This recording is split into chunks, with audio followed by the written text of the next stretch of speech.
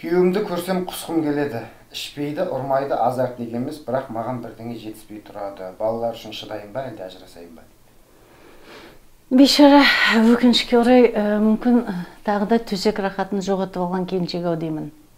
Сонда не істедіңіз? Қандай сөздерді айттыңыз? Неге сіздің еркегіңіздің сізге деген қызығушылығы төмендеп қалды екен? Бірақ өзім бала шағам бар деп тұрсыз. Сонда білмеймін ғой, романтика басында болған шығар. Романтика болмаса, соған күйге шықпайтын шығарсыз. Сол өлдім, талдым деген күйге неге қайтып келмеске? Не болды? Қандай шаң, қандай топырақ?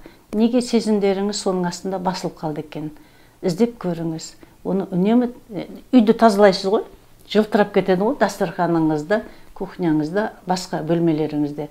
Мүмкін сізді сол қарым-қатынасыңызды жылтырату үшін біраз уақыт, біраз қаржы қаражат іздеп көрсеңіз.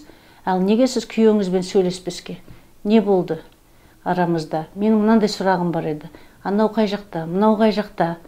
Көріңіз өзіңіз. Сіз жақсы адам болсаңыз, күйеуіңіз жақсы адам болса, онда жақсы әңгіме құрсаңыздар, тату-тәтті өмір сүрсеңіздер, қайтадан біріңізге, біріңіздің құмарлығыңыз, қызығушылығыңыз оянатын шығар. Құрметтім, егер де сен де осындай сұрақтар жаныңды жегідей жеп мазалап жүрген болса, 30 жылдық тәжірибесі бар, дипломы бар психолог маман Анна ханымның Ыстықкөлде өткелі жатқан тренингіне қатысуға шақырамыз.